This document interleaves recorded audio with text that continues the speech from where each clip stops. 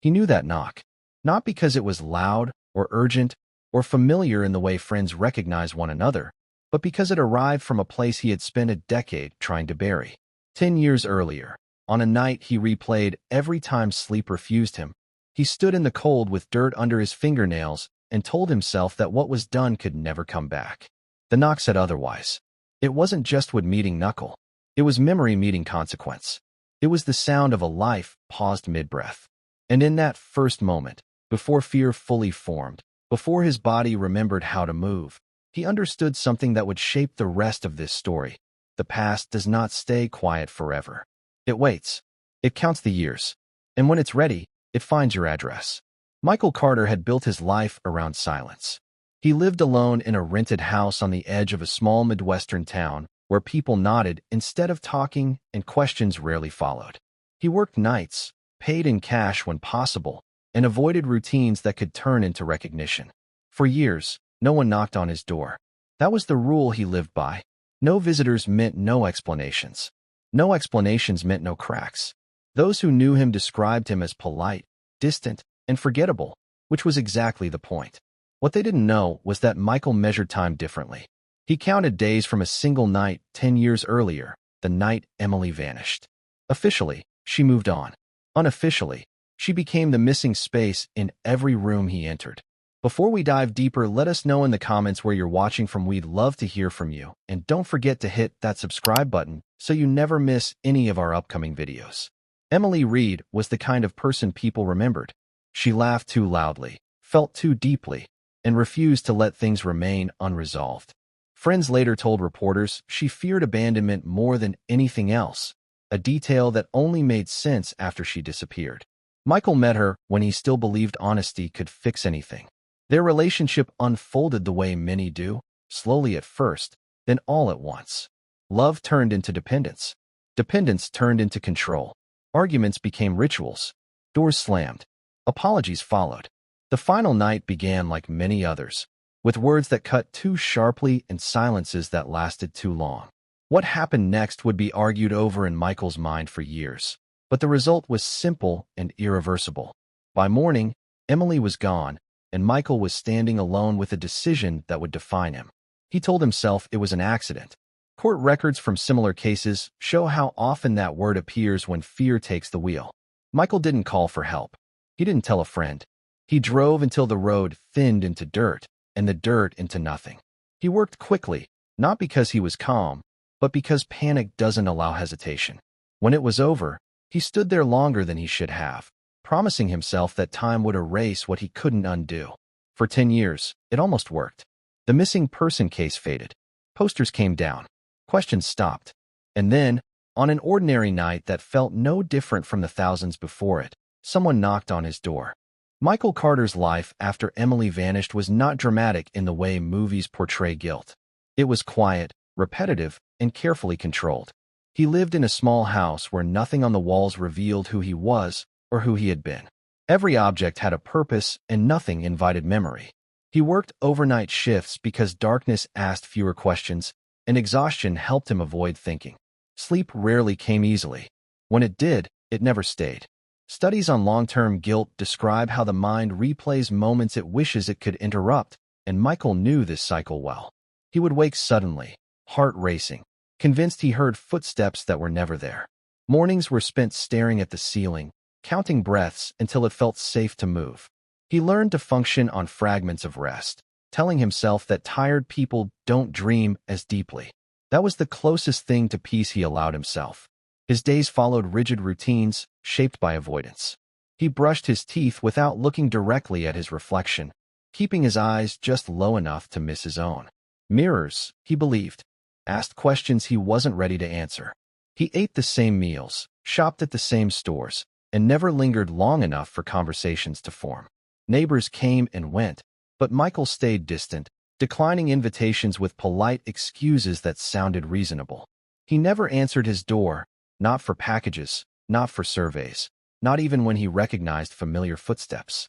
The door was a boundary, a line between the life he controlled and the one he feared would return. Criminologists often note how people carrying hidden crimes develop rituals meant to restore order, and Michael's life was built entirely around that principle. Every small habit was an attempt to keep the past contained, to convince himself that silence meant safety. What lived inside Michael wasn't constant fear, but something heavier and more patient. It followed him into grocery aisles and empty parking lots, reminding him how easily one decision reshapes everything that follows. He replayed the final argument with Emily in pieces, never allowing himself the full memory, just enough to punish without breaking. On nights when the weight grew unbearable, he would sit in the dark and repeat the same thought until it felt like a rule rather than a warning. Some crimes don't end when the body is buried, they just move inside you.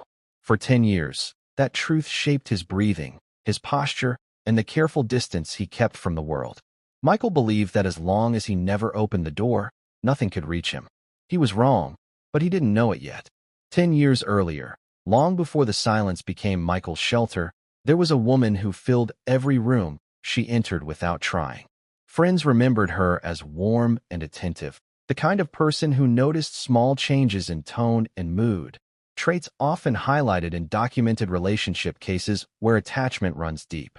She and Michael met during a period when both were searching for stability, and at first, what they found in each other felt grounding. Their connection grew quickly, fueled by long conversations, shared routines, and the comfort of being needed. But over time, affection shifted into expectation. Calls needed immediate answers. Time apart came with explanations. What began as closeness slowly demanded constant reassurance. Michael mistook intensity for commitment, and she mistook distance for rejection.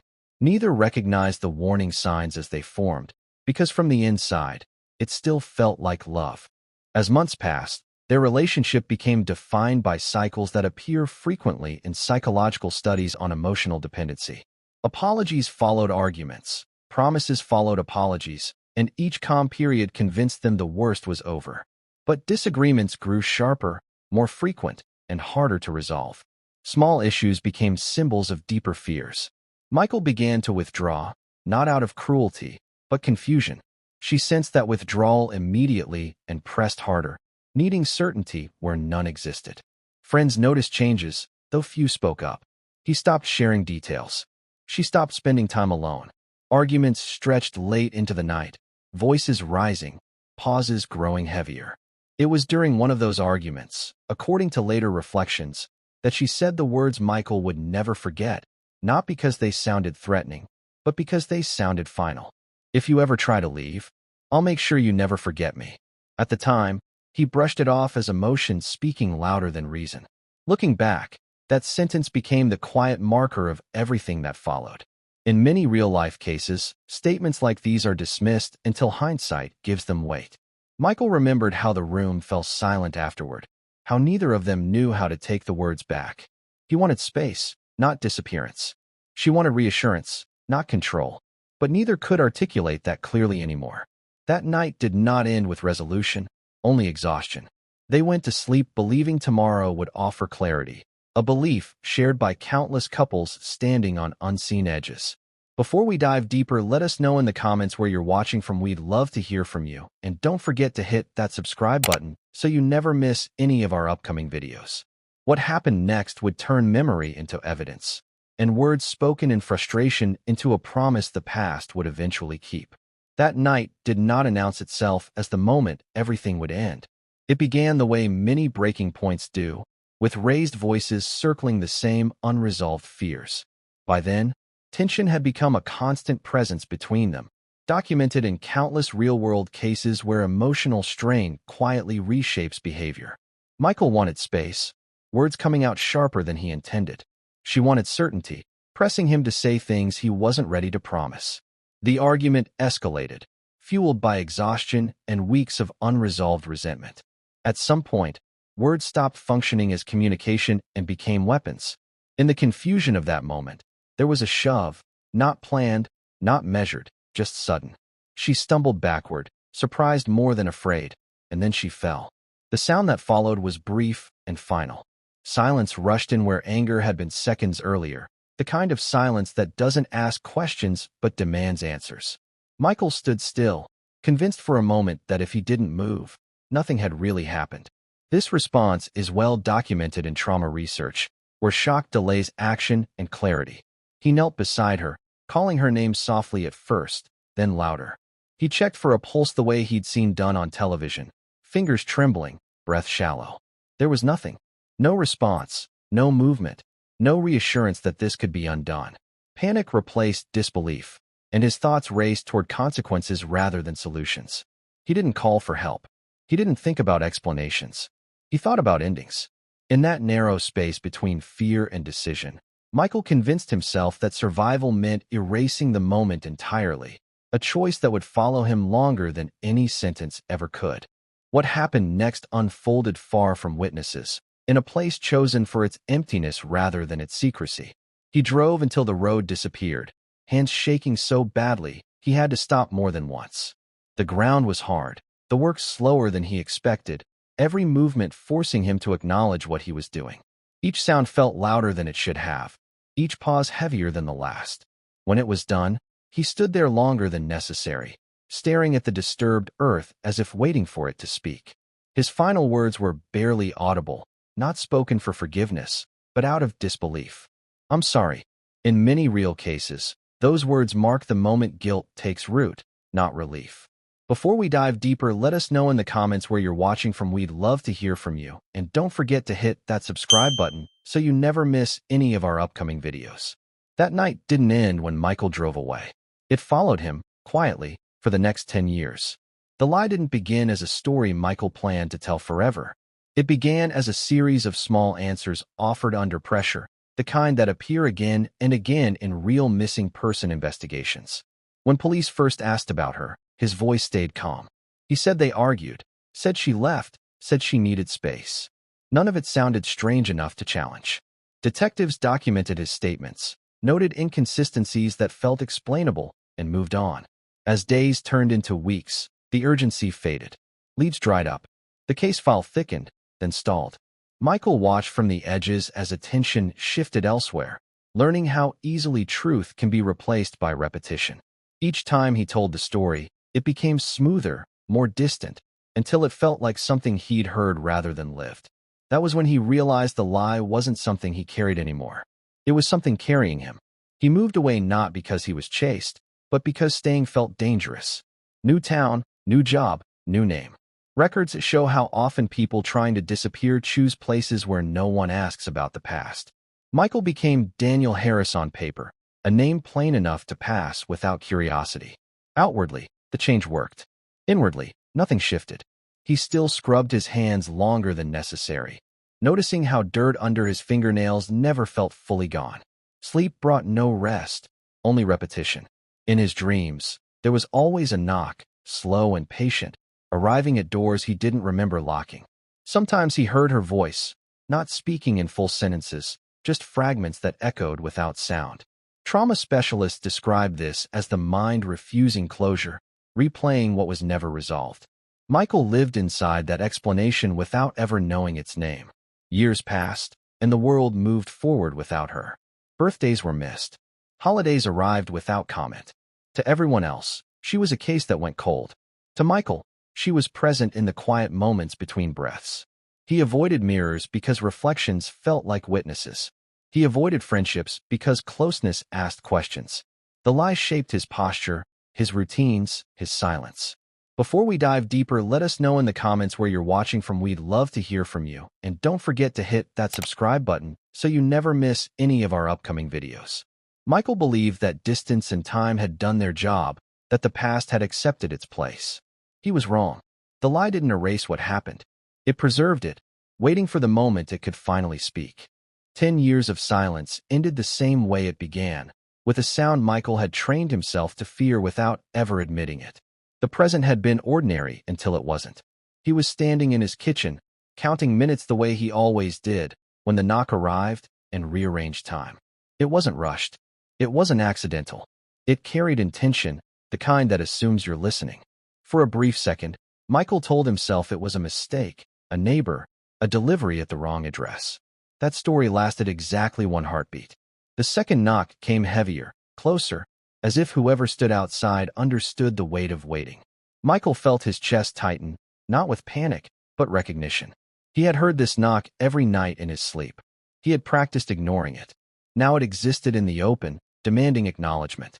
Before we dive deeper, let us know in the comments where you're watching from. We'd love to hear from you. And don't forget to hit that subscribe button so you never miss any of our upcoming videos. He didn't move at first.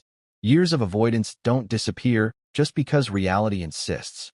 His feet stayed planted while his thoughts raced through every excuse he'd ever used to keep doors closed. He checked the clock, as if time could explain it away. The knock came again, louder, closer to anger than patience now, carrying a pressure that felt personal. Trauma researchers describe moments like this as the collision between memory and certainty, when denial loses its final argument. Michael's hands shook as he approached the door, each step stripping away the life he'd built to stay hidden. He reached for the handle and hesitated, understanding that opening it meant accepting that the past hadn't waited quietly. It had been learning his schedule. It had learned his address. When he finally opened the door, the world didn't rush back in. It stopped. Michael's breath caught as his eyes focused on the figure standing there, older than memory, but unmistakable in the details that never fade. For a long moment, neither of them spoke. The silence stretched, heavy with everything that had been left unsaid for 10 years. Michael understood then that whatever happened next would not be negotiated or delayed. The knock had done its job. The door was open, and what stood on the other side was not a ghost, not a dream, but an answer he could no longer avoid. For a moment, Michael couldn't reconcile what he was seeing with what he knew to be true, because the woman standing outside his door carried time on her face in ways memory never does. She was older, thinner, marked by lines and scars that told a story without words, yet her eyes held a familiarity that cut through every excuse he had built. This reaction mirrors documented cases where long-term guilt meets living proof, a psychological collision that leaves no room for denial. She didn't raise her voice or step closer.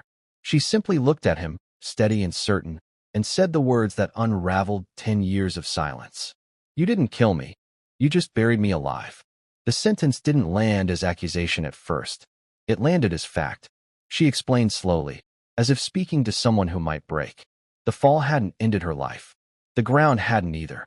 She had lost consciousness, then memory, and was later found by chance, confused and injured, identified only as Jane Doe for years. Records from hospitals and advocacy groups show how survivors sometimes live under new identities while fragments of the past remain inaccessible. She never knew who had done it, only that someone had. Time, therapy, and scattered memories eventually led her back, not through anger, but recognition. Before we dive deeper, let us know in the comments where you're watching from. We'd love to hear from you, and don't forget to hit that subscribe button so you never miss any of our upcoming videos. Standing there, Michael understood that the truth he buried had not waited quietly. It had lived, healed, and returned to finish the conversation he thought was over. The moment didn't unfold the way Michael had imagined in his worst thoughts, because she didn't step forward with anger or demand anything from him. She stood there steady, carrying years of unanswered questions rather than revenge. She told him she hadn't come to punish him or destroy what little life he had left, but to understand it. In real cases documented by advocacy groups for survivors of severe trauma, closure often comes not from retaliation, but from truth, and this was that moment. She wanted to know why he made the choice he did, why fear outweighed responsibility, and why silence felt easier than help. As she spoke, Michael's strength collapsed in layers. He tried to answer, but words failed in the way they had 10 years earlier. His body folded inward, the weight of consequences finally pressing down without resistance. In the distance, the inevitability of accountability approached, not rushed, but certain. Before we dive deeper, let us know in the comments where you're watching from. We'd love to hear from you, and don't forget to hit that subscribe button so you never miss any of our upcoming videos. When the reality of what was coming settled in, Michael no longer tried to defend himself. The life he had built on avoidance could not withstand the truth standing in front of him. He broke down in a way that wasn't loud or dramatic, but complete, the kind of collapse that happens when there is nothing left to protect. For years, he believed that time had diluted what he'd done, that distance had reduced it to memory. But consequences don't operate on comfort. They operate on fact. She watched him quietly, not with satisfaction, but with resolve, because this moment was never about power. It was about naming what happened and refusing to let it remain buried. As the authorities drew closer, Michael finally understood the lesson he had spent a decade avoiding. The past doesn't knock to scare you, it knocks to collect. Michael's story ends not with triumph or terror, but with a quiet reckoning that no amount of distance, lies, or avoidance could ever postpone. He had lived 10 years believing that forgetting and hiding could erase what had happened, that silence could protect him from accountability, and that the past would remain obedient, confined to memory. But truth, as countless real-life cases have shown, has a persistence that no one can fully contain. It grows quietly, patiently, until the moment it is ready to reveal itself, demanding recognition, forcing clarity, and reshaping lives in ways that cannot be ignored. In the end, Michael understood that survival is never about avoiding consequences. It is about confronting them, accepting them, and facing the weight of one's actions. What had been buried physically had also been buried emotionally. And yet, the return of what was once lost demonstrated that time alone cannot erase what is real.